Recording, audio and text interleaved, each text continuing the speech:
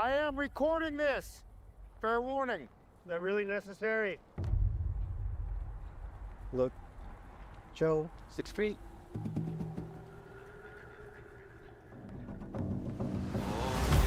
me a home where the buffalo roam, Is that praying? where the deer and the antelope play, How did we get here? And even worse, is it worth it? where seldom At the is cost of being at war with your neighbors? a discouraging word, That's why I'm running for mayor. and the skies are not Mayor of Eddington. all day. Thank you super duper very much. I used to think that you were some big deal, but I am a much better human being than you. Who are you talking to? There's nobody here. Home, home on the range, Husband, sheriff, mayor-to-be. where the deer and the antelope You want things simple and neat. We are in a fight against evil. seldom is heard. These are your streets. No, they're your streets to dictate. You know how death works out. People are going to be looking here now. Keep your own office going, but you're going to run mine. So we vote Joe Cross, take back our community, Hell yeah. save our soul.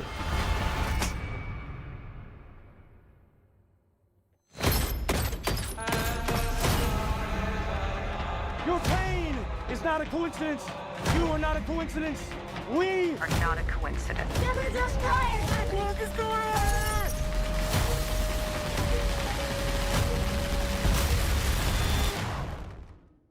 We need to free each other's hearts.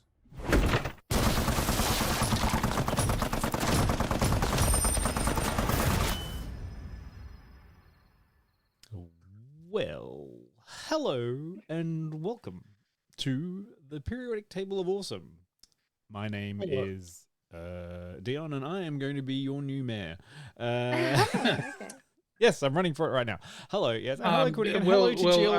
I'm just wait, hi. I'm the mayor of this here town, and I know you look like Pedro Pascal in the right light, but that would be I'm Joaquin Phoenix, and I'm gonna fuck your shit up.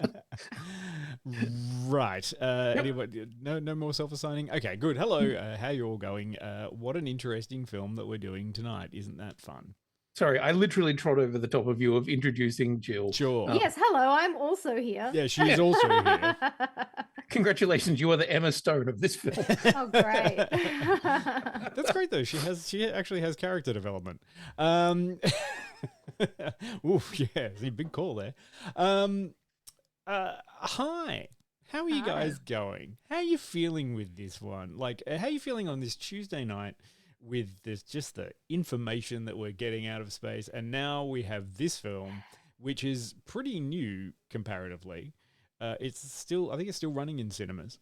Mm-hmm. Yeah. And you guys, but it came out a little while ago in the film festival circuit, which is where it first got on our radar. And it's an interesting one. Now, I think to start, can I ask who has seen some more of Ari Aster's works that he's done? Yes, Jill.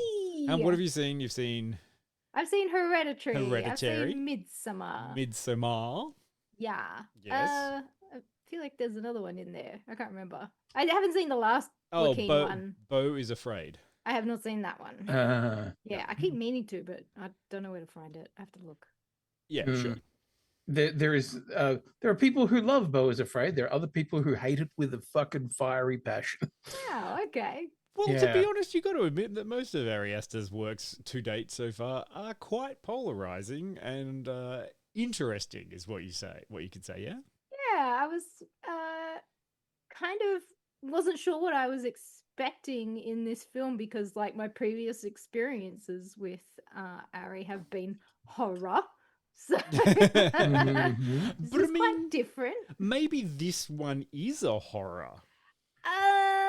It Yeah. without getting like too far into it, there is a scene that I did find horror reminiscent, Mm. but I would say as a political satire, it is quite horrific. Yeah. Yeah. Maybe the horror is the realization that this is actually happening. Yeah. Or, Yeah. that this has already happened, and Yes. like the Matrix will happen again. Mm. Yeah. You know? Anyway. Because this is as There people he goes. Yeah, there you go with who your have shit watched the internet. trailer And as we now. have worked out, Quinny, it's not me. What? It's you. You're doing robot voice. Oh, no. I know. I love it. Fuck me, Yeah. running. It's always perfect before we even start the stream. I know, it's great. I know. That's the thing that gets me. It's just like it's fine up until we start the fucking stream. It's Yeah. you know what this is a quantum superposition. Excellent. That's what it is. And quantum As soon as it's observed, it changes. quantum Mm. superpositions My internet. are not Yeah. even about in this film or whatever's going on. No, they're not. I've completely fucking lost what I was going to say. Yeah, So anyway, sorry. yeah, it's a weird film. And it's an interesting time period. And I was saying to somebody the other day, I was like, I find it fascinating that we've now hit the stage in the movie making cycle where the pandemic is now a setting. Mm-hmm. It's not you mean a the thing that we've lived through. It's now a particular vibe that you can put things in that people will have a different attitude towards. you mean the ongoing and persistent pandemic that we're still experiencing? I mean, yes, but let's talk about the first bit of it. Sure. But the somewhat panicky, well, not even panicky. The sort of like, I don't know what's going to happen. We don't know how this is going to go. Here's a bunch of health advice. Anyway, we should get into this. Interestingly, I'm just going to have a quick check. Yeah, what have I got here?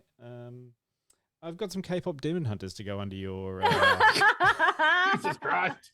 Your to go into your synopsis there, Quinny. But first off, we have to get the shit accent out of the way. What shit accent do you feel like doing? I don't know. Like, what are we calling the Joaquin Phoenix accent? Where is this? This is set. I mean, in a town called Eddington, obviously. Sure. New Mexico. So Do New Mexico? there is no way I can do that without there being some questionable racial stereotypes. Absolutely. So how about you just do it as a qualified outsider looking at America? Hi, I'm Quinny. I'll be your voice tonight. Okay. The poppy noise that I hear, like the pop music behind, is just giving you a different vibe. So go right ahead. Is it soda pop? Tell me it's soda pop. Okay. During the COVID-19 pandemic, or as Dion so kindly pointed out, the start of the COVID-19 pandemic, a standoff between a small town sheriff and the mayor of the town sparks a powder keg as the neighbor is going to be his neighbor in the small town of Eddington, New Mexico. That's a shitty synopsis, but really is the fucking base level of what happens. But I mean, that's kind of what it is. I feel like the film is an experience, not an explanation. Does that make sense? Yeah. Do you agree or disagree? Ooh, yeah, I know. Explanation of what? Like, I mean, it's, you know, sometimes you can get like an elevator pitch, or you can get the description of a movie, and you like get a sense of what it is. And you go, great, I'm on board. This sounds great. I really want to do it. And I feel like Eddington isn't one that you can sort of summarize in like a quick pitch like this, and then get the experience that you're actually going to get at the end of it. Yeah, I mean, I would say it's like it's a one person's experience with a moment in time. Yeah. I would say that I would agree. I would also say that it's like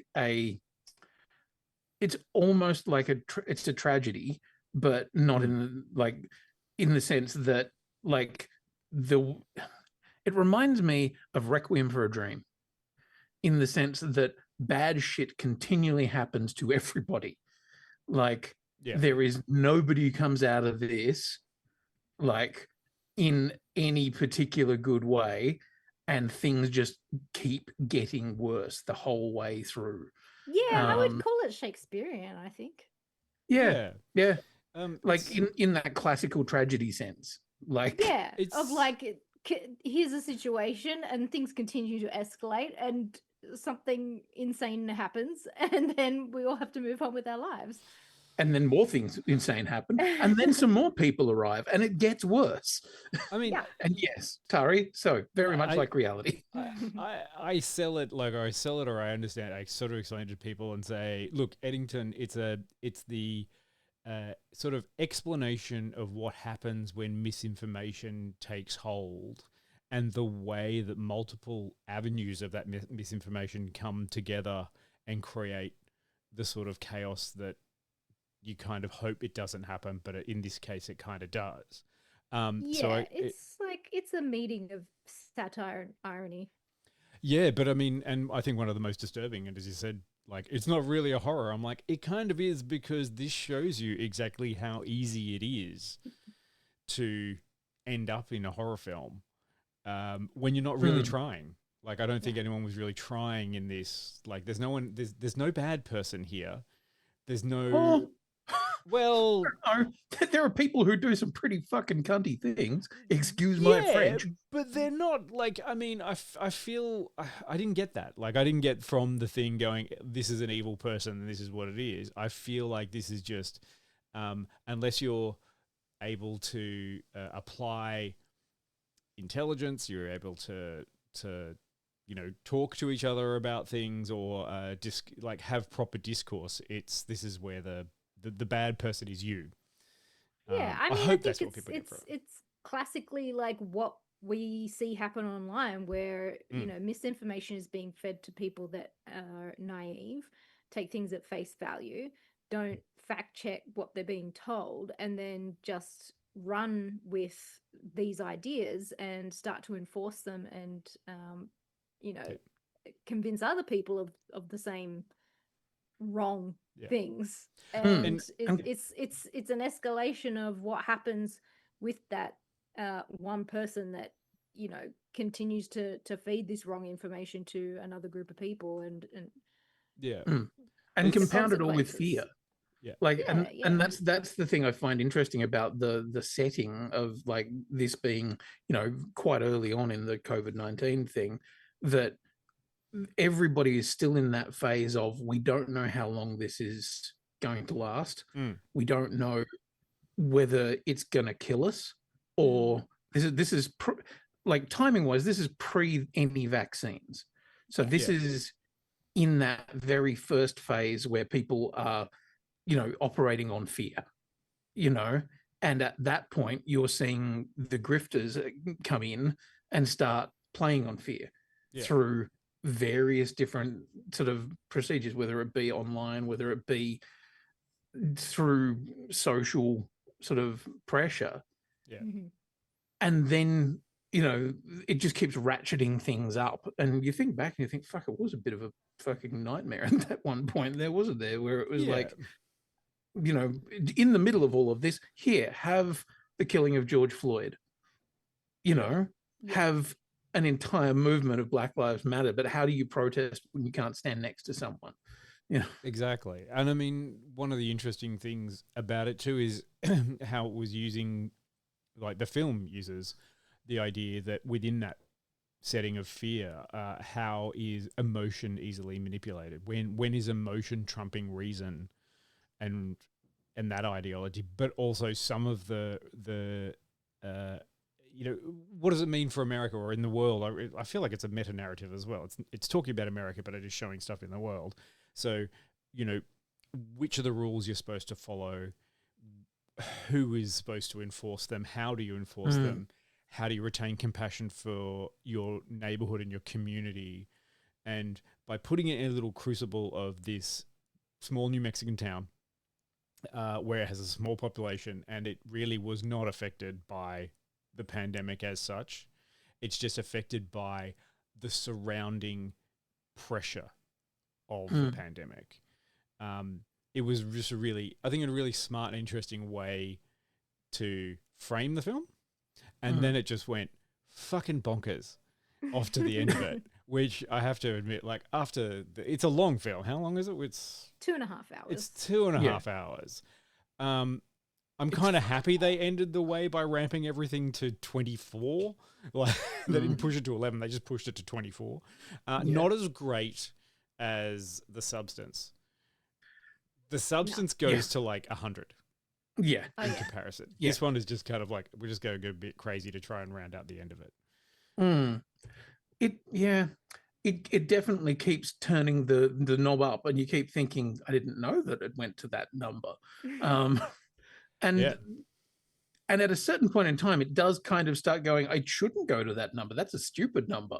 I don't think that number doesn't even make sense, to overly extend a metaphor. It starts quite, low key. Yeah. It's small town bitching and, intrigue. You are accused of sexually assaulting someone, and that's not small fry, but like it's very individual stories. It's very contained. Rivalry between two guys, basically.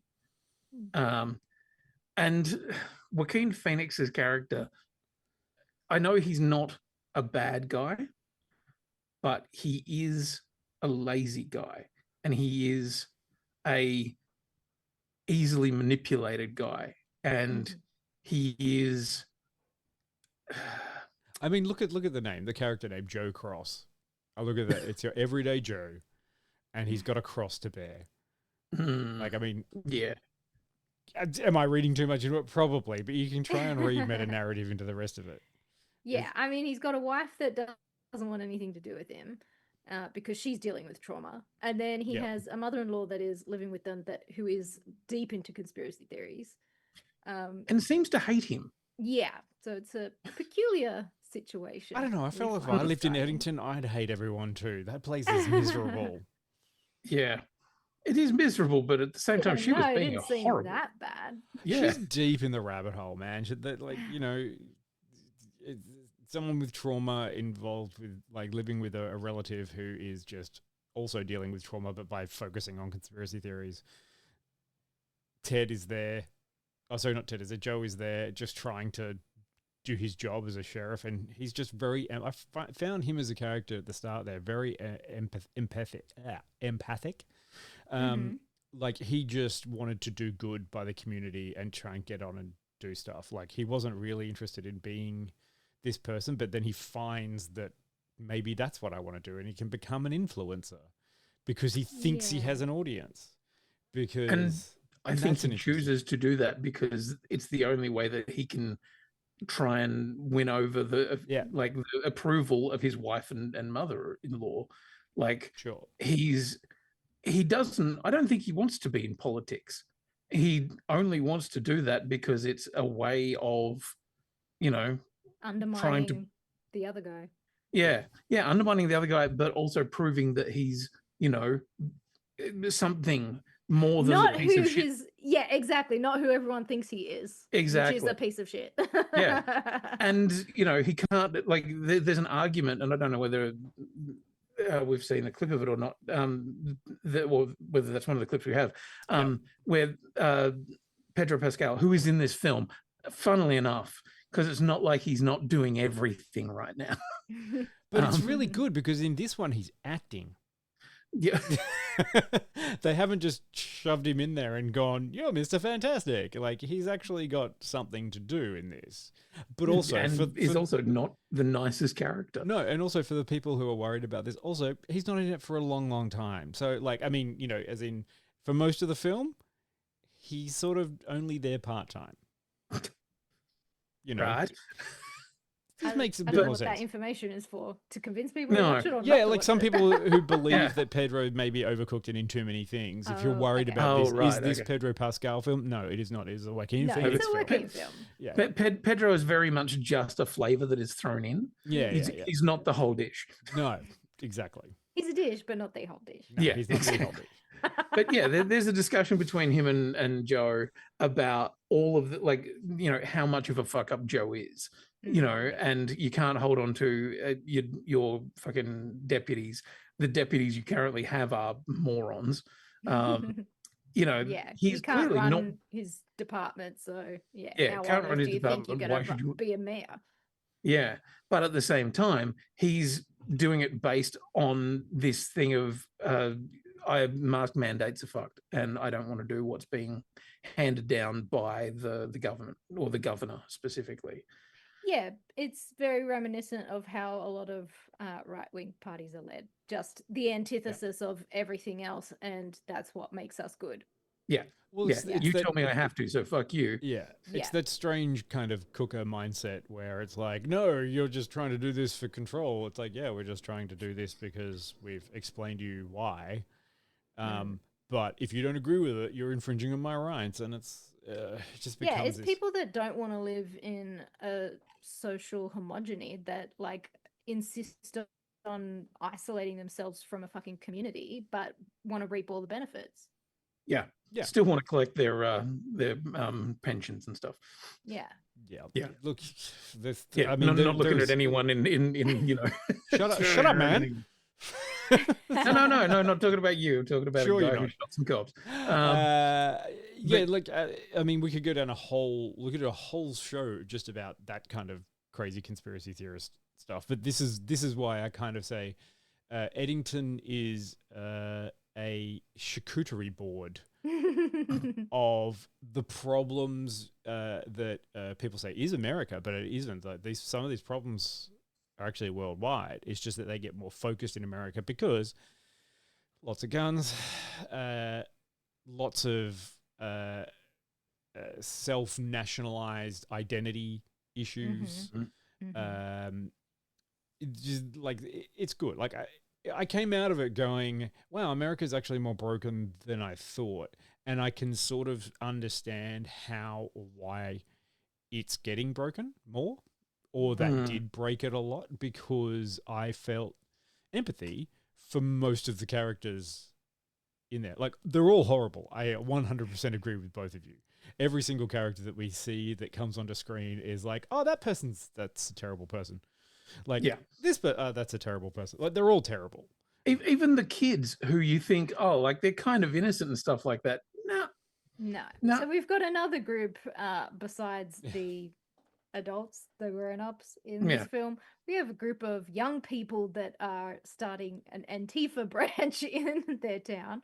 Well, no. I will go. They? No, they're starting a Black Lives Matter thing. Oh, The Antifa thing's a whole different fucking thing, and I've got a lot to say about that. Yeah. And okay, but we do. It's a group of white people that are being performative in their anti-racist messaging.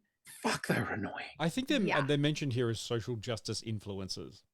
Yeah, which is influencers. Which is a good way of kind of categorizing it. They're very. Oh, I can't remember one of the boys had a conversation with his father about like how there was like some anti-white thing, and then the father just looked at the kid and says, "You're fucking white." And I'm like, yeah, you shut the fuck up, you fucking moron. Because you're they're white. like they're trying to take erase power. whiteness. Yeah, take power away from white people because they think that they're like a plague on the earth, and it's like, well, I mean, in some ways, yes, but you're completely flipping the conversation in the wrong direction. Like you're speaking for minorities instead of having them speak for themselves, and then you're putting yourself in this virtue signaling position of like, oh, I'm the problem, I need to take myself out of this, but I'm going to do it in a performative manner where I use my power of whiteness to speak for you. Which, I mean, there is a thing of, if you do have the power, you can sometimes help people by raising them up, by amplifying them. But if there isn't anyone there, like there's not, like, one of the few young black people in the town is one of the deputies, and they are constantly just trying to get him to do something. But the thing that got me about all of that was, like, I'm a big believer in the Black Lives Matter movement and everything. I've got no qualms with that at all. But the fact that they were presented as such fucking dickheads. Oh yeah, they're like, oh, Was- you know, stop the police violence. There is no police violence in the town. Yeah. Like they were really, really played as like completely ignorant tits. But Yeah. also they're in a town that shares a boundary with the local Indian nation, like the Native American nation, the Pueblo. Mhm. And as such, they have an indigenous population of people that they live alongside that they ignore. Yeah. And like there is an attitude towards them that is so just dismissive of like, yeah, anyway, whatever. Meanwhile, we are going to performatively, you know, protest and inflame the problem, Mhm. like create more problems. It's just like, oh, for fuck's sake. And that's sort of kind of where I come to with my issue with this film is I don't know what the fuck Ari Aster is trying to say. I think he's just shining a light on the irony that a lot of people in the country speak with. Like showing how stupid it actually looks from our perspective. Yeah. I mean, yeah. Or, yeah, showing 90% of it, of 90% of the characters that he's presented to it. Like, because I think is it the Pueblo that were there? They come out of it relatively unscathed. Like, if there's one group of characters in all of this that I'm like, you guys, man, I'm sorry. They're the normal ones in this. But I still feel like that's a capable. I feel like that's a commentary on American colonialism, which is like we were doing just fine till you white people showed up and fucked everything up, and we're trying to get on, but you're doing whatever. I feel like this is one of those ones where he's just showing all of the problematic stuff that is conflating all of the more problems that America is facing. I mean, he's taking a dig at everyone. It felt like a live action South Park episode without all of the shit jokes. Yeah. It's all sometimes good jokes. Like it's doing all the things the South Park episode would do, but there's no sense of humor. Like we're supposed to be laughing now. Yeah. It's just like it's taking it corporations. It's attacking the left. It's attacking the right. It's attacking like most of the decisions that are going on within the town. It's attacking individuals. It's attacking groups. It's doing ridiculous things to make you go, "That's ridiculous," and then you're like, "Maybe it is," and it's like, yeah. There's a point at the further than 2/3 mark, like the last act of it. I was like, fucking what? Yeah, exactly. It was one of those ones you're like, what the fuck am I watching? The last act is the part that I enjoyed the most. Sure. Yeah. Because I enjoy chaos. I like watching people unravel, and I love watching people lose control. Sure. So the last act for me was like where it all finally started to come together, because I'm watching this film and I'm like, I'm half interested. I'm like, yeah, this is fine. This is like there's a conflict and these two people are, you know, dealing it with in two different ways. They come from two worlds. That's fine. Yeah, okay, this is chugging along. But when are we going to get to, you know, the point crescendo? Yeah.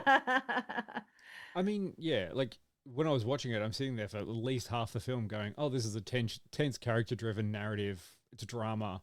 Like, it's trying to do that. And then once it does, it sort of flips its own switch and you realize, oh, this has just been a black comedy the entire way through. And I actually went back and I watched the first half of it again in the mindset of trying to understand with the having seen the end. And I was like, okay, the film reads very differently. Because at the start, you're watching it and you're like, oh, this is an interesting start. You know, this is, you know, two characters having a thing. And then when you start looking at it, but you're not making like any predictive assumptions about anyone. Yeah. No, you're not making any of that. But once you know, like once you've gone to the end and you come back and you watch it again and you're like, that's funny. Like, that's dumb. Like, the reason that character did that incredibly dumb thing is because they are an idiot and there isn't a save point there at the end. Like, they're not going to get saved at the end. They're just a fucking moron. Yeah. So yeah, Like, it's all. I mean, that's I can't something recommend that I watching want it to twice. talk about in Sure. spoilers. Yeah, I was going to say obviously. there's plenty that I think needs to be discussed in that spoilery kind of way because you don't want to. There's some things that really are important to the plot. There's never a drop like 3/4 of the way through where you're like, oh, it's aliens, or like From Dusk Till Dawn. I was like, it's a crime film and now it's vampires. It's not really that. It sort of keeps you guessing the whole way through until the last 10 minutes, and then it's just fucking, oh no, we're just taking the piss completely. So I'll see how we go, but formulate an idea about what you want to rate it, because we'll do that and then go to a clip and then we'll come back. Numbers are very hard. This one you got to give it some stick. And I'm not sure, like Jill, how many tits you're going to have at the end. Not that is something I think we need to keep going. I will refer to your tits. No, I'll reserve the tit rating for special films. Yeah. Because there are many films where it's like the tits aren't involved. The tits are a holiday for this. Just to help them clear them on, I'm going to give it 80, but I'm going to knock 5 points off, mainly because there were specific things that frustrated me about the film, which I would rather get into in the spoiler section, and also because it's very fucking long. Yeah, I feel like if you had like a more concise way of saying stuff, it didn't need to be that long. And that's what I feel like people were going to barrier to this. I am going to give it a 75 because it wasn't really clear in its meaning until I had to read the Wikipedia about it. That's fine. There's no judgment I watched here. the movie. I'm like, okay, yeah, all this stuff happened, but I'm like, I kind of don't really get it, and I don't know. I'll be honest, I don't know if that's because I picked up my phone at one point. No, because this is it was not a. slow. I know, but this is It was not fucking a. slow. This is not a double screener. I know it was part of the slow, effect. and then when it kind of ratcheted up towards the end, that's where I was like, oh, okay, now I'm Putting the phone down. Now I'm watching this.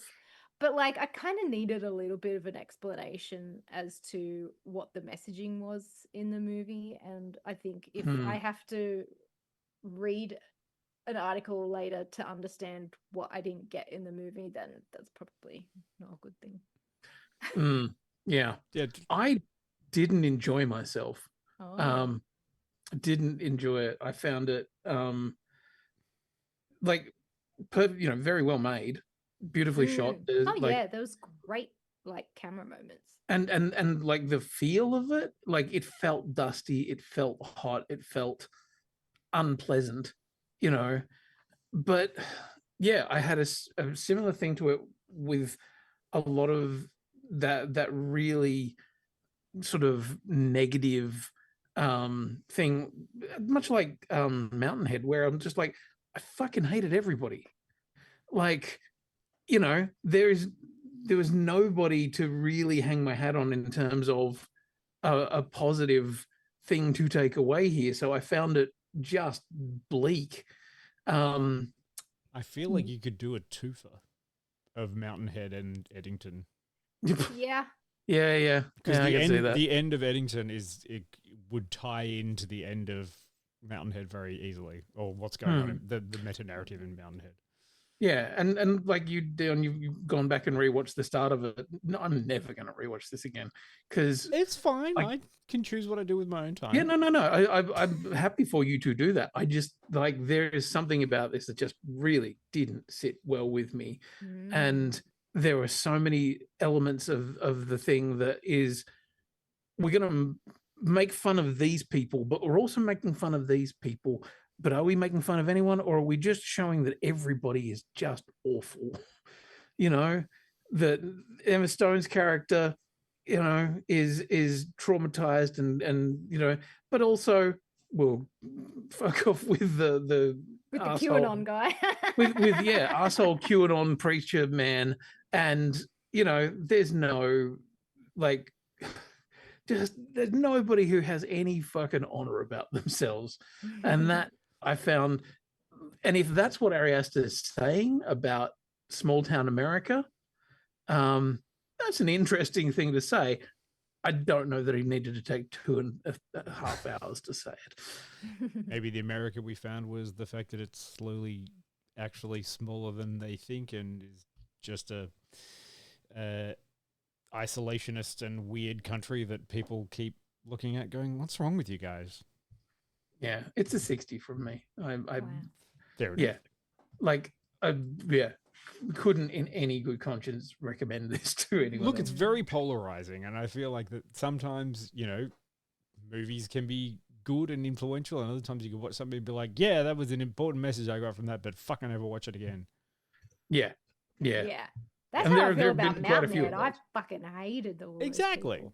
Mm-hmm. Yeah, I couldn't stand watching that movie. Yeah.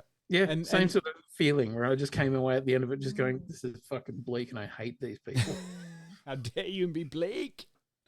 I've got enough bleak. I live in today. Okay, we'll just go and have a little clip and then we'll come back and talk spoilers. So if you haven't seen Eddington, probably a good idea for you to dip out now if you plan on doing that from our review. Like, it's like, don't want to see it again. Or stick around and we'll unpack on some of the other stuff that's in there. Now, question, 2 clips to choose from. You've got Ted's fake ad, so you want to see Pedro Pascal hamming it up as his re-election ad campaign, or the live stream of Joe talking himself into making a decision that perhaps wasn't the right one on live stream. Which one out? Live stream Joe or re-elect Ted? I don't know. I'd probably go with Joe just because, Sure. like, I think it's perhaps a little bit more indicative of the style of the film. Sure, and it is very Joaquin heavy, which is what the film is mostly about. But if you want to go and watch that fake ad that runs in the middle of the film, go to it. We'll put it in the post at the very least. Yeah, so yeah, that yeah. you can Is see it all. worth it to combat a virus that isn't even here at the cost of being at war with your neighbors and your family? Because that's what community is, isn't it? It's a family, okay? Because you can ruin a man's day, or you can do the right thing and you can be kind and you can free his heart. We need to free each other's hearts. And that's why I'm running for mayor. Mayor of Eddington. Did he just say what I think he said? I have served this county as sheriff for 7 years, and it has been my honor, and I would be honored to serve you as mayor. Yes. Yeah. The kind of narrative that people tell themselves to convince themselves of the things that they're doing are right. Yeah. Yeah. And this is coming on the back of having essentially beaten up a homeless person. Yeah. To get them out of a bar and being accused of small town violence. And you're like, you understand where that comes from in the context of the scene and everything, but you're like, oh god. I think a good one to follow through with most of the characters that we see in Eddington is their ability to make emotional decisions that they then follow through with instead of stopping and going, wait, did I just make an emotional decision that was based on all of that, instead of sitting back and going, perhaps I should not have done that, which kind of does explain America a lot of the time.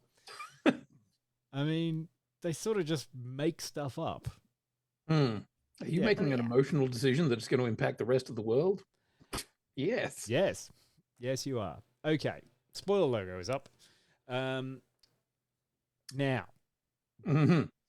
I don't know what you guys want to talk about.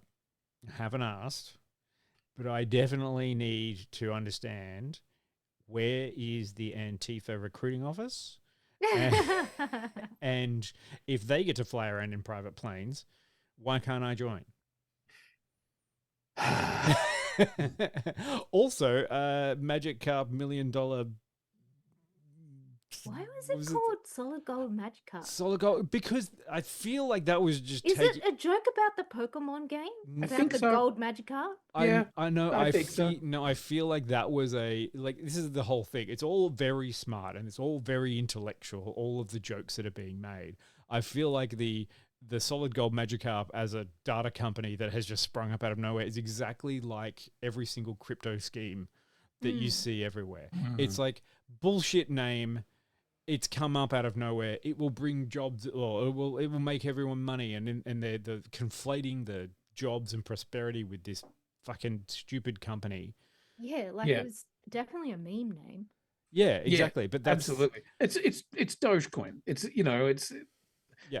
it's like that whole thing of Yeah. here's a thing that these people don't understand, and it's like it's AI and data center for an AI company that is Yeah. just on the horizon. And there's an interesting commentary on the notion of grift, which exists in the film, which I thought was actually quite good. By the time you got to the end, I'm like, oh, that was interesting. Is like everyone is grifting in this film. You know, the mayor is grifting, the religious guy. What's his name? Vernon or something.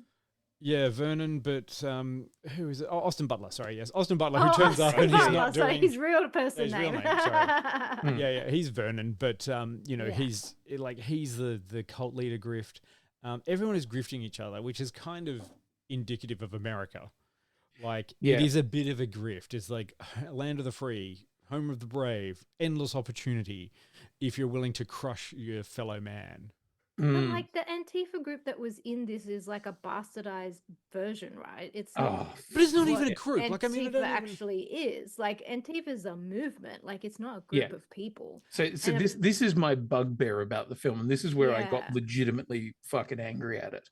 Yeah, because it's essentially creating a fictionalized narrative bit at the end where you've got the Black Lives Matter movement and everything, and it's like, now we're going to introduce something that is just fucking stupid.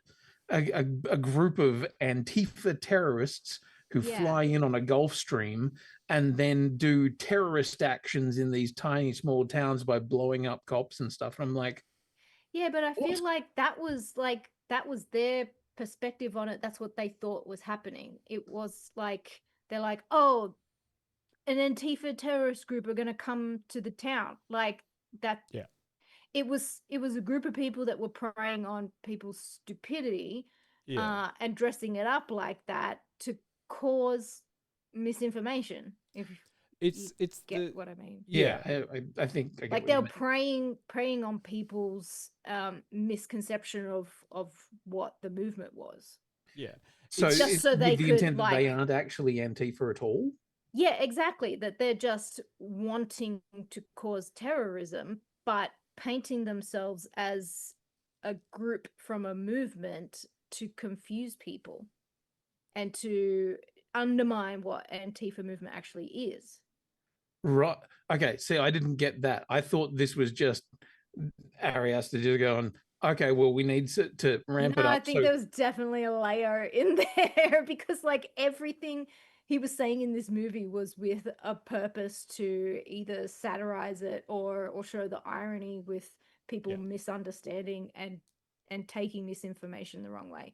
So okay. There's also another version of stuff that comes in about this, which is that the data center Solid Gold Magikarp people were sent these mercenaries in to act like terrorists because the person that they had in that there died, and then the sheriff looked like he was going to take over, and the sheriff was against the data center.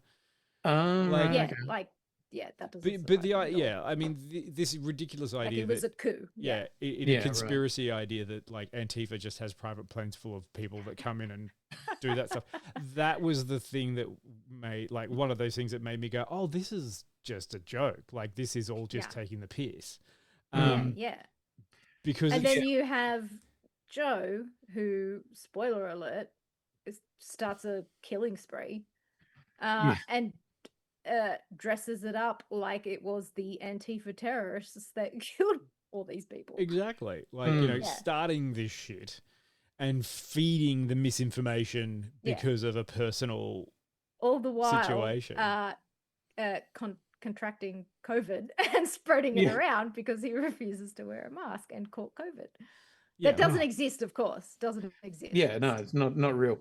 And even though like he does get the thing to go, hey, you know, your test's ready, and he chooses not even to look at it. Yeah. Yeah. Yeah. Like, that whole Antifa thing was the point where I was just like, what the fuck are you saying? Like, I wasn't, really, I was struggling by that point, but also I was in a bad mood with the film by that point. Sure. Like, by that point, I'm like, no, fuck you, you're a stupid film. And it's, no, you're not a stupid film. You're just saying a whole bunch of things that I don't particularly enjoy. Yeah, as I said, it's a very long South Park episode without the jokes. And the bits to make you laugh. Whereas if you look at it and you go, oh, interesting, I see what they're doing here. I kind of also saw it as a bit of a warning too, hopefully to America, or the America that could understand the film. They're not intelligent enough to understand that this is a warning. Mm. They're gonna think it was a fucking think piece. I know a lot of Americans, and they're all very intelligent and good-looking people.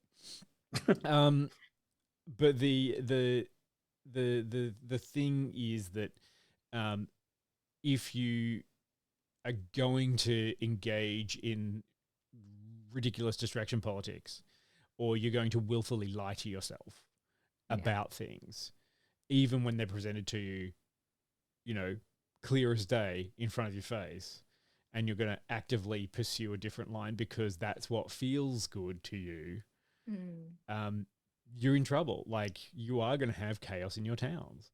You are going to, like, someone else is going to make these narratives work.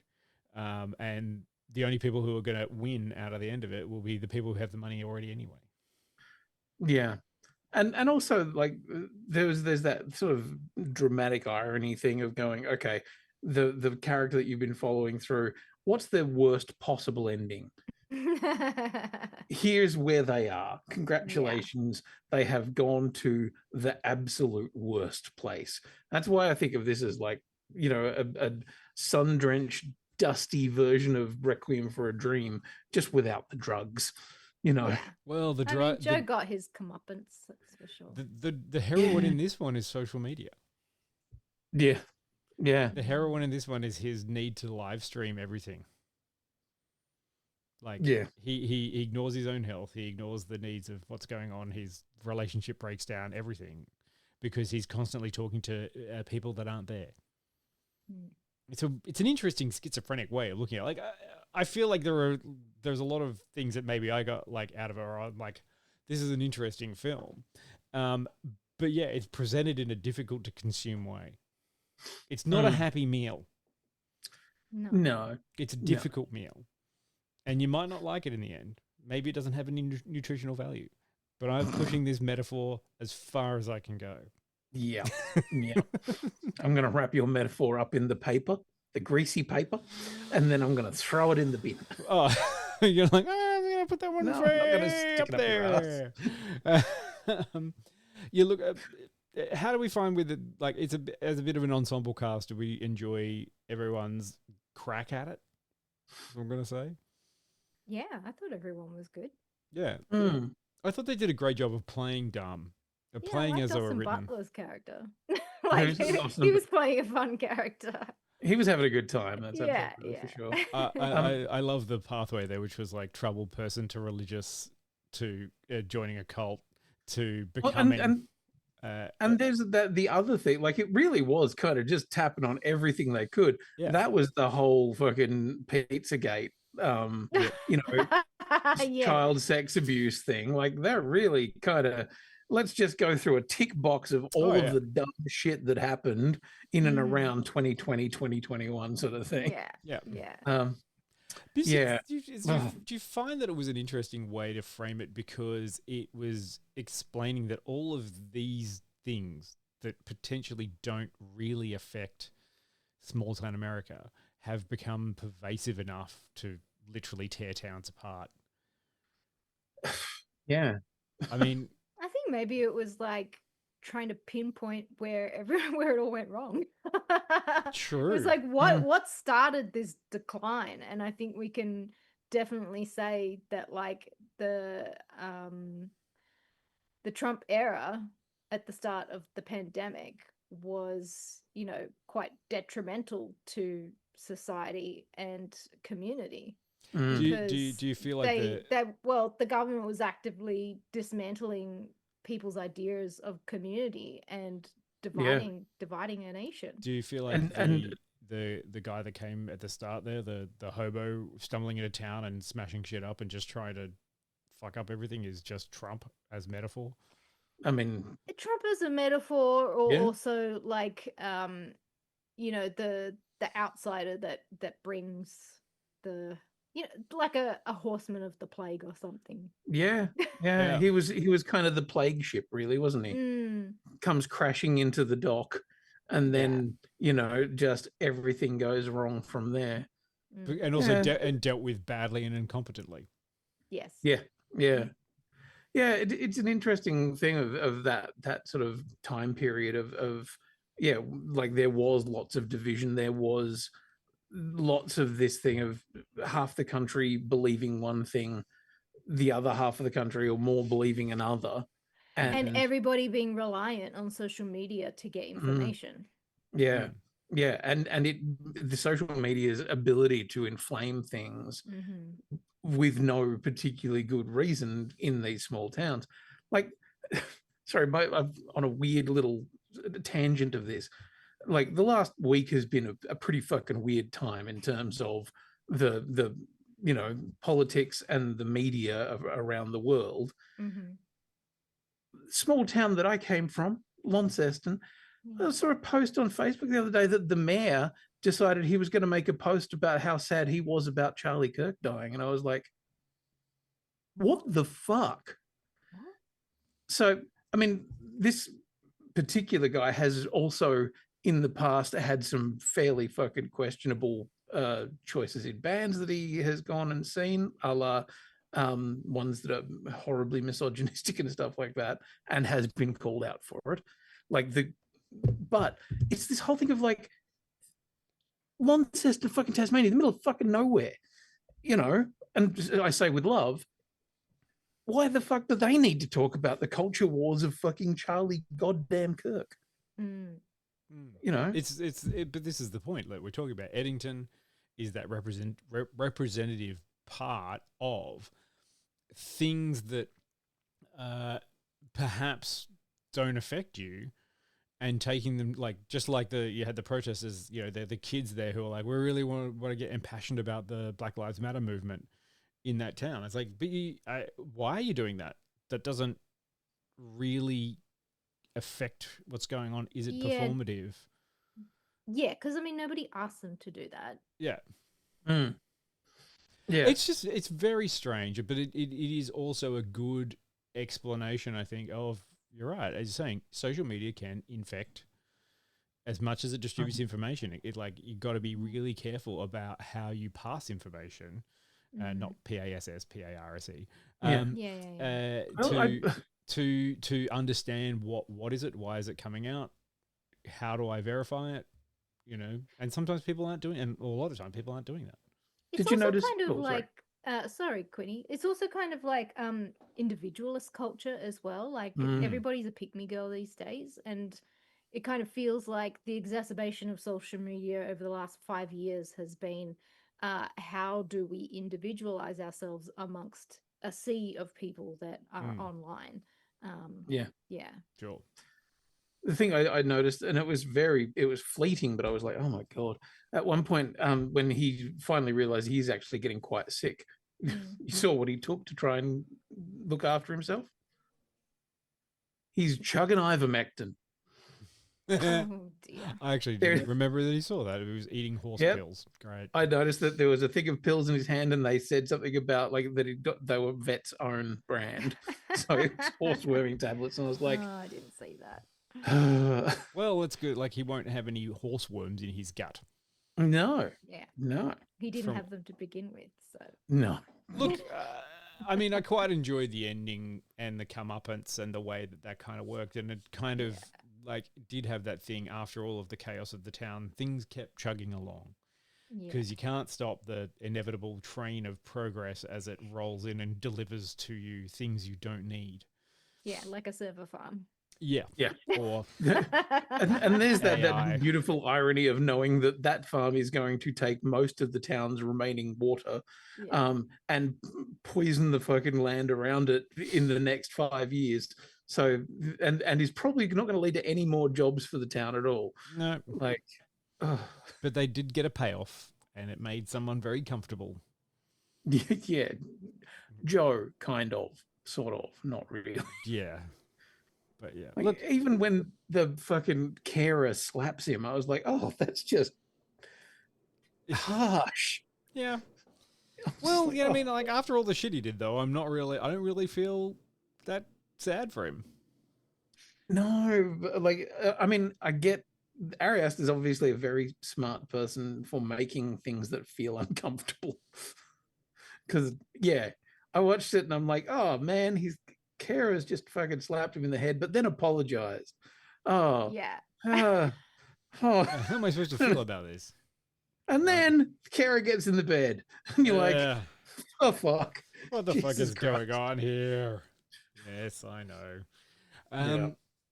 Yeah, look, it's a film designed to make you uncomfortable.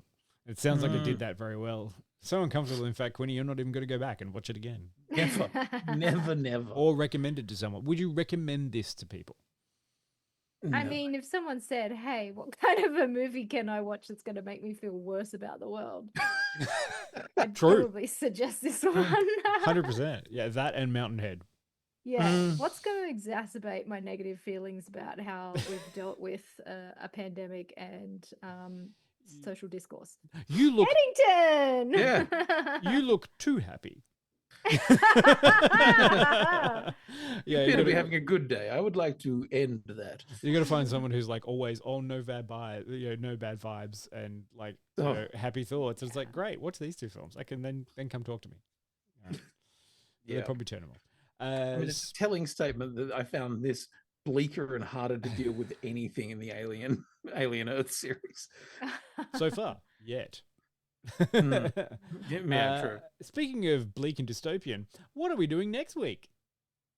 I don't know. What are we doing next week? Are you fucking kidding me? Oh God! And now it's I remember. Oh, Wednesday. This thing that you want us to watch. Jill. Oh, Jill. You're gonna love it. You're gonna fucking love it. I know that you've got some sewing to do, or maybe beating. I'm not sure. Just chuck it on the I've background. got a whole fucking weekend of cosplay. We can't do it there. I don't know when I'm going to watch this movie. You're going to love it. You're going to love it, Jill. Speaking of things to be, what are you doing this weekend, Jill? I will be at Oz Comic Con at Olympic Park in Sydney. Come on down, say hello. If you want to go and see Jill. Cosplay guest. I'll be doing a panel on Saturday. I'll be hanging out at Cosplay Central. You can come and chat to me. Nice. We will, because I'm gonna get along to that their Oz Comic Con sometime this weekend. You better come and say hello. Fucking oath. I'll be mad if you don't. Yeah. Oh, don't you worry about that. There you go. Predicanga has done the homework last night and thought it was fun. Okay. I have so much to talk to. It's one of the films that I saw when I was a child, and then it was one of those ones. It's like off the shelf, the VHS shelf, and I put it in, but I had to take it back. So I was like, "Oh no, it's gone!" And then I just rediscovered it again because I saw it on a VHS, and I bought it, and then the tape got lost, and then I found it again. I know it's one of those ones, but look, it's very interesting. I really want you to see it, Jill. Quinny, I know I already made him sit through it.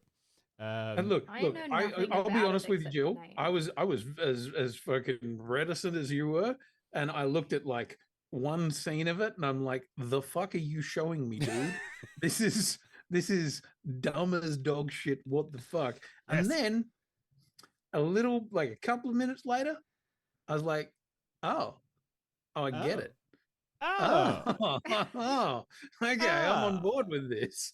Okay. And then I was, like the skydiving, the the four-wheel drive bits, the motorbikes, the flying, the Jill, you are in for a treat.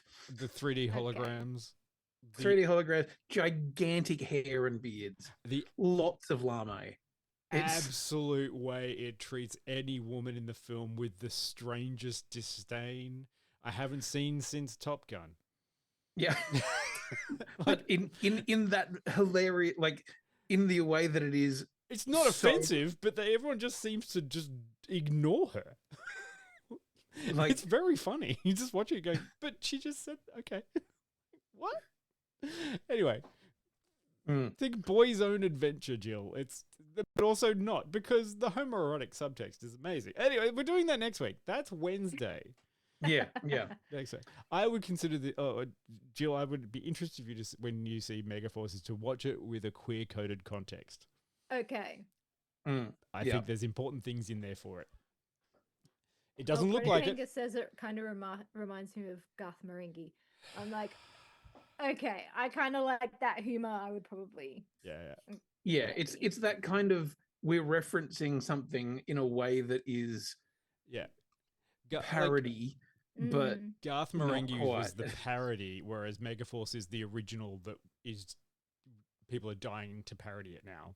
Oh, okay. Yeah, that kind of thing. But also you'll be watching. Yeah, anyway, Megaforce next Wednesday. We're not here Tuesday next week. Wednesday next week. What are we doing Tuesday? Huh? Turning up to 12. Yes. Aren't we? We're not turning it all the way up to 11. We're turning it up to to number 12 on the dial. Oh, you guys are going to Spinal Tap too. The second tap. We thought they knew how to rock in Shelbyville, but nobody rocks like Springton. We'll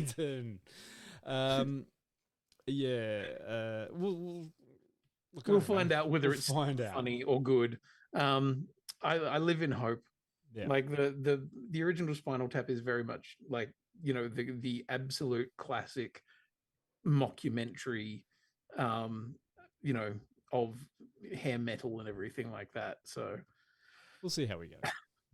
And now that all of those bands that it's taking the piss out of are now heading into their 60s and 70s.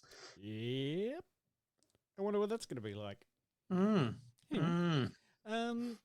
Yeah. Okay. Anything else? Been watching anything good? Have you caught up on Alien yet, Joe? I have. Excellent. Loved episode 5. Episode 6 was quite good as well. Do you have this eyeball monster is fucking freaking me out, man. We love little Tia Sellers. It's watching everything. It's it trying knows. to find how to get out. I loved it because there was a discussion on the internet there for a while going, was Tia Sellers the eyeball trying to warn her about the bugs in a drink? I'm like, no, that little fucker is an accelerationist. Like it's watching there, like, going, hey, how can I fuck shit up? So that guy can like, yeah.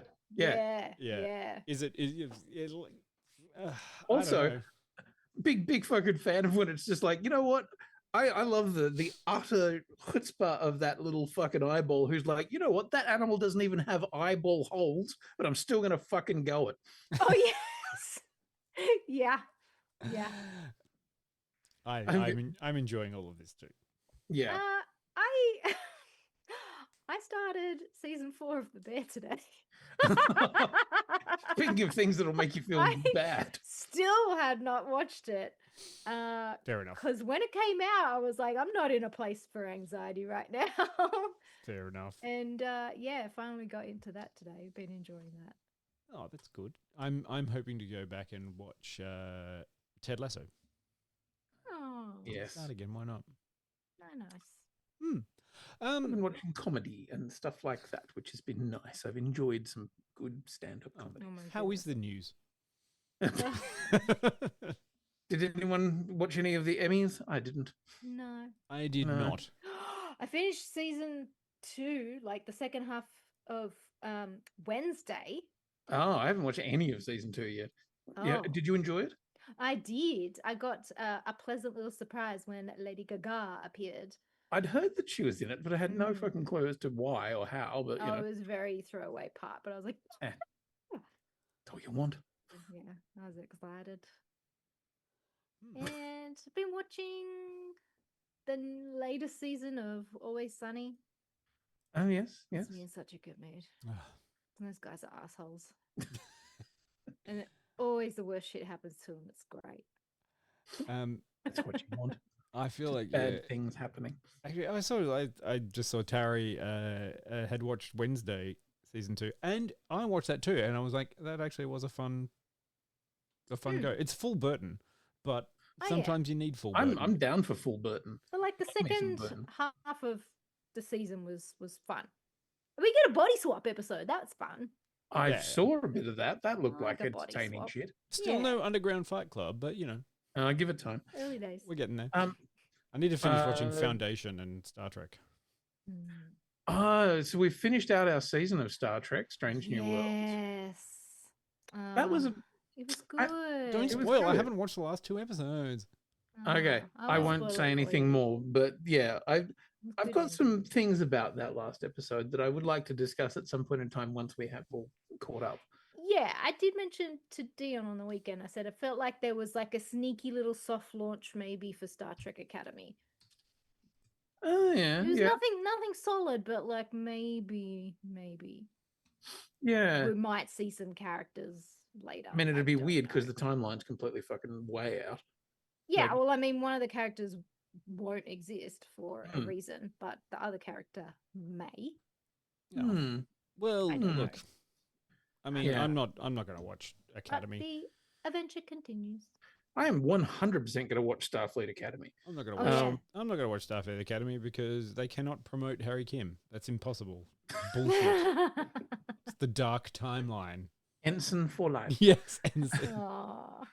Yes. Yeah. No, I'm keen to see where that, because that's actually going to be the first time in a very long time. Well, I guess since Picard, that we've actually seen anything in the current, like at the end of the timeline. You know, like after the Next Generation. You know, like we've finished Next Generation, Deep Space Nine, Voyager. But then we haven't actually gone back to that particular point in time much. Everything's been either back in the original series or 3,000 years in the future. Oh, so Starfleet Academy will not be set where we are in Strange New Worlds? No, Starfleet Academy is after Oh. Voyager. So Oh. yeah, it's in current timeline. Oh, Can't wait for the Neelix interesting. cameo. Oh. Oh my god, if he's like a fucking professor of like home ec or something. Yeah. Oh my- shit. Teaching cooking skills. Yeah. And people And are just every looking at him. night he just has these dark nightmares about when he was Tuvix and then fucking Janeway killed him. Murdered Tuvix. Jesus Christ. Oh Yeah. dear. Good times. Good old Star Trek. Very normal. Yeah. All right. Well, we'll go. We're going to go now. Yeah. Thank you. Thanks, guys. That was interesting to talk Thank you for about. joining us. Don't forget to source out your copy of Mega Force. Yes. We want you to get on board for that. Don't forget their motto. Deeds. Not words. Which, I mean, technically Batman Begins stole, which is, it's not what I do. Not what I say that defines me, it's what I do. Yeah, exactly. It's just, it's perfect in the sense of it. All right. And hopefully you'll figure it out. But anyway, can't say to go see Eddington, but hey, maybe. You do you. Do you want to make yourself sad? Go. All right. Thanks for joining us, everyone. We'll see you all next week on Wednesday. Okay. See you Wednesday. Or on the weekend with Jill at Oz Comic Con. Oh, yeah. See you at Comic Con. Bye. Okay.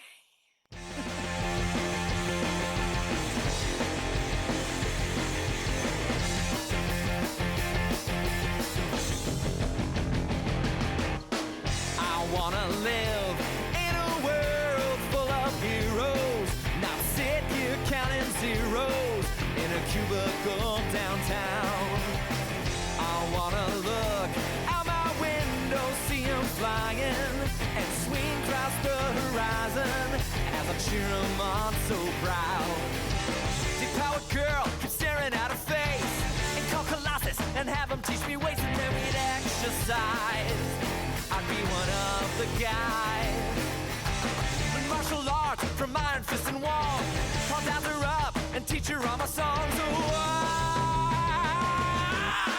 I wanna live in a world full of heroes, not cooking up these heroes at my parents' restaurant now.